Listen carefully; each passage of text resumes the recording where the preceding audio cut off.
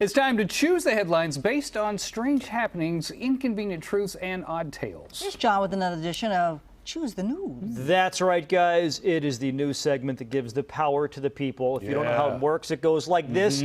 I give you hints, 2 different hints about 2 different news stories, and based on the hint alone, you guys decide which story I'm going to read. Okay. No longer will we live under the tyranny of producers. Get them, John. Okay. Get them. Okay, here we go.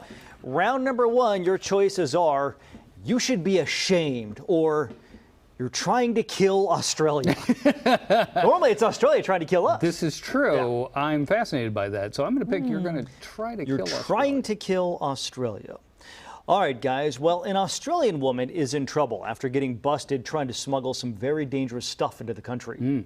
19-year-old Jessica Lee told the story in a video on TikTok. She says she was flying from Singapore to Australia when she got a Subway sandwich at the airport. She ate half of it, decided to save the other half for later. Solid plan. Yeah. Always save some for later. That is until she got to the customs department in Australia. Dun, she forgot to declare the sandwich, and that was an issue. Yeah, the food guy came over and he was like, "Do you know what you're doing?" And I was like, "No, I don't." And he's like, "Well, you're trying to kill Australia here." Oh, wait, the food guy was his title. So just throw away the sandwich, right? No harm, no foul? Yeah. Wrong. Australia is known for their very strict biosecurity restrictions. Lee was fined $1,800 What? for bringing half of a Subway sandwich. She said, by the way, tough for her to pay that because she quit her job right before she went to Singapore. But there is a silver lining in all of this, guys, a happy ending. Subway sent her a care package, which includes a Subway gift card in the amount of $1,800. That's nice. So, I mean, she's kind of even, except she has to eat a lot of sandwiches. She's going to stand out in front of Subways. Here's a free sandwich. Give me $5. Now, here's the thing. Am I an incredibly jaded, cynical person? Yes.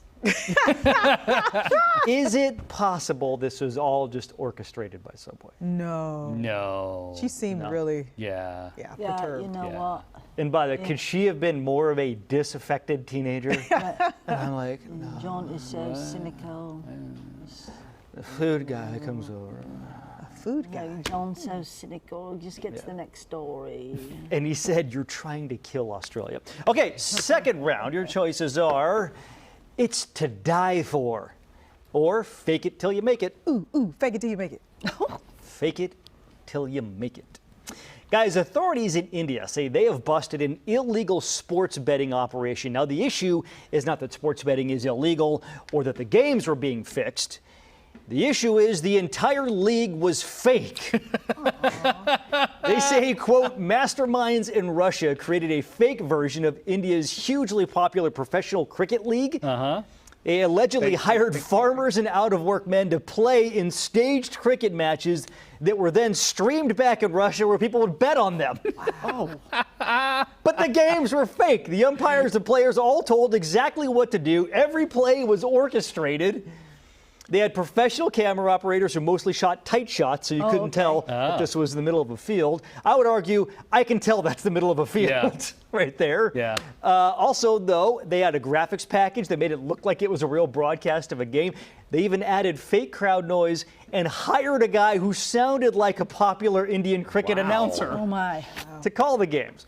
4 men have been arrested. It's unclear, though, how much money was taken from the unsuspecting bettors. But apparently there was a guy who was like watching the action come in and would just manipulate, tell them to do whatever, whichever made it most profitable for them. Kind of a good idea. I find nothing wrong with this. It's kind of smart. I feel like I could look at that and be like, those guys don't look like professionals. And that field doesn't look, doesn't look right. All right, guys, for your third and final round, your choices are rising up or she seems nice. What say you, Tina? I say rising up. Rising up. We have known it was coming for quite some time now, but it appears the robot uprising is here. It happened at, of all places, a chess tournament. During the Moscow Chess Open, which I think we were all watching this weekend, a 7-year-old boy was playing against a robot when the robot grabbed his hand, Oh. grabbed it hard enough, and broke the boy's finger. Oh. That's crazy. The president of the Moscow Chess Federation told Russian state media, and this is a quote, "A robot broke a child's finger. This is, of course, bad." That guy's good. He also explained that the robot made its move, then the boy didn't wait long enough to make his move. And that's what caused the robot to attack. Victim shaming. Yeah, Nice. exactly. He went on to say that they rented the robot and, quote, "We have nothing to do with the robot. The robot got coffee. I don't even know the robot's name. I've never seen the robot before." That's crazy. The boy was taken to the hospital, then returned to compete in the tournament wearing a cast. All right, guys, that was Choose the News. Later this hour, we have the leftovers, which are the stories you didn't choose. Okay. good. Okay. Okay. Good ones there. All right. Large